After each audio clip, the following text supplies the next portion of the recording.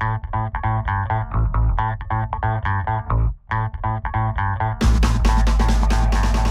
how do we structure the website to strategically slow down that journey to the contact page as much as possible? Now, there's a few caveats here. There are certain types of services where the aim is to get the customer on the phone straight away and you don't want to delay them. Now, it's hard to give generic advice about structure because this is going to vary a lot depending on the nature of your service. But here's the simplest formula I think is going to be very helpful for you. And that is this.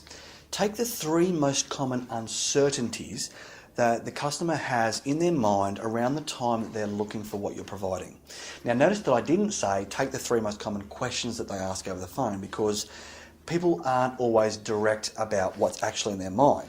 Classic example, if they're calling you and they think your price is too high, some people will just directly say, oh, that's too expensive. But what do most people say? I'll talk to my partner and get back to you. So after a while, you get to know your customers. You kind of know what's in their mind without them having to tell you. What are the 3 most common categories of uncertainty? Maybe 4 or 5, but let's just start with 3 for an example. And then use maybe 1 to 2 words to encapsulate that uncertainty in a way that provides a sense of certainty. This is a really important thing to understand because a lot of human behavior is actually driven by an unconscious need to gain certainty. A lot of what we do is always trying to get ourselves out of a state of uncertainty into a state of certainty. You know the saying, you prefer the devil you know than the devil you don't? Really important when it comes to understanding human behavior and taking advantage of this when it comes to your marketing. I'm going to show you an example in a moment that's going to help make this a little bit clearer to understand. But for now, the important lesson is that one of the biggest mistakes that web designers or businesses make is they structure the website according to what they want the customer to see. But the thing is, if you want the customer to be exposed to the content you want them to see, you've got to entice them by understanding what they want to see. Now, the secret to understanding priming is that it's all about what happens in the mind in that split-second moment of decision. That split-second moment, do I pull over into the fast food restaurant? If so, which one? That split-second moment, do I put an extra chocolate in the shopping trolley today? And if so, which one? That split-second moment of decision, which result do I click on that just come up in Google? But also that split-second moment, do I click on that tab or do I go straight for the contact page? Now, often I come across business websites where they're already structuring the site according to this formula and would be great at addressing the customer's uncertainty if the customer were to click on those tabs, but sometimes just that slight change in wording of what the tab is entitled can make all the difference in that split-second moment as to whether they click on it or whether they go straight to the contact page. Now, we can help you with this more specifically to your site when you get in touch, but for the time being, let me show you an example that might give you some ideas about how you can apply this to your website. So let's look at this page as an example. This is a page for Mr. Puzzles, the Clown Entertainer. This guy is actually my brother-in-law. Called me up the other day trying to get some advice about how to structure his website. This is his home page. This is the only landing page, mind you. So the first thing we change is to create different landing pages. If you scroll down a bit on the home page, you're going to come across his video there. It's a pretty good video, but it could be better. And towards the end of this training, I'm going to give you some specific advice on how to make really effective videos. But then if you go straight to his contact page, again, same mistake as usual. Nothing particularly impressive on the contact page. Now, what's happening is a lot of people are calling, asking for the price, and it turns out what he's quoting is generally more than what they expected. He wants them to understand that he's going to provide a better quality of service than other clown entertainers will, but it's hard for him to really express that in a 60-second phone call over the phone. So what he wants is A, for them to understand the price before they call, and B, understand why it's worth that before they call. But let's have a look at the main tabs along the top before people get to the contact page.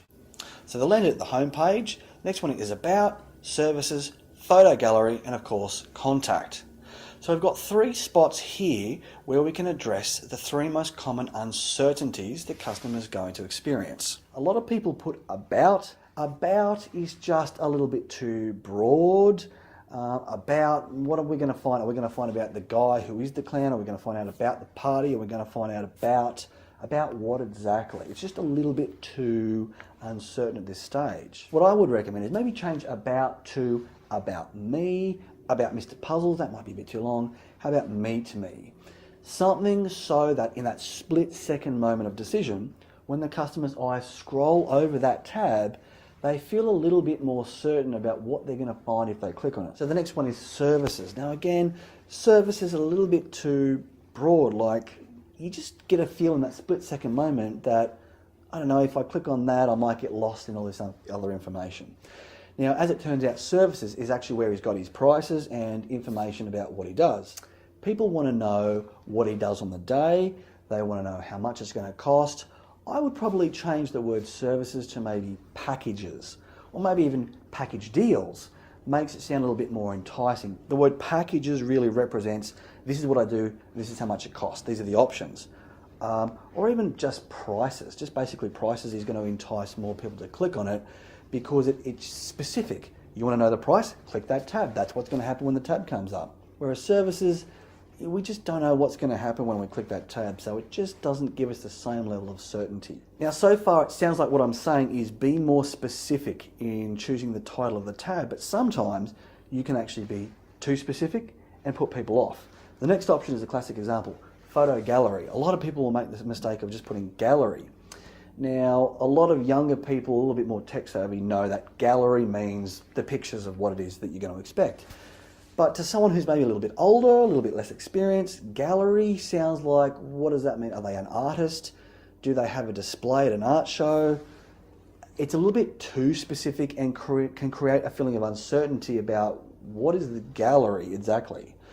I would recommend changing that to just photos or maybe pictures. See, if you said photos, what's the possible uncertainty there? Does that mean that this is going to give you information about getting photos taken with the clown? Pictures, I think, encapsulates what is going to be on the page, but it also addresses that uncertainty. So basically what we want to do is create a title that, in that split-second moment of decision, would be very hard for the mind to not get a very solid feel about what's going to happen when they click on that tab, but at the same time, strategically addressing the top 3 uncertainties. So I think changing about to about me makes it more specific.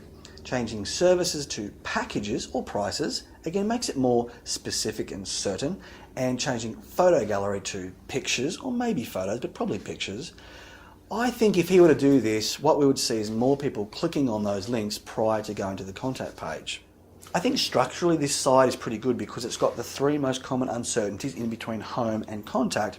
If we were in charge of the site, what we would do is just change the title of each tab and then maybe play around, experiment with a few different variations over time, and then monitor the statistics, actually track user behavior on the site with the goal to get more people clicking on those extra tabs on their journey through to the contact page. Now, we really need to work with you individually to find out what's going to be most appropriate for your market. But one of the most common uncertainties is, of course, this concept of fees and price. Now, different businesses will approach this differently. Some want customers to know the price before they call. Others don't want the customer to know the price before they call because they want to give them the price over the phone where they can surround it with a sales pitch. And other businesses can't give a price up front because they need to quote them individually. But irrespective of which category your business falls into, what I would recommend is still having a tab that says something about prices, quotes, packages, etc. Entices people to click on it. And then if, for example, you have to give an individual quote, you can have something on the content of that page that says, call for an individual quote that varies on such and such, and then use that to lead into something that's going to provide a priming effect. So in the last lesson, we looked at how important it is to slow the user's journey to the contact page by providing them with something really distracting and impressive so they go, ooh, look at that. Lesson 5 is that the best way to do that is to structure your website with the main tabs addressing the 3 most common uncertainties and labeling them appropriate to provide as much certainty in that split-second moment of decision that they decide whether to click or whether to go through the contact page. The lesson here is that the slightest little changes in how you label tabs can make a big difference. In that split-second moment, the customer decides whether to ignore or whether to click because they want to find out more. So, specifically, what is it that your customers want to see at the time they're searching for your service? Likewise, what are the most common categories of uncertainties your prospective customers hold in their minds whilst navigating your website? Using 1 to 2 words, What label can you give those categories that represent an answer to those uncertainties? Remember, certainty is magnetic to the unconscious mind. So how can you adjust your labels now to provide a stronger sense of certainty, to make it more enticing for the customer to click on? Once you decide to make these changes and get your customers spending more time playfully exploring your website, what kind of feeling is it that you'd like to inject into their mind to affect their perception of you?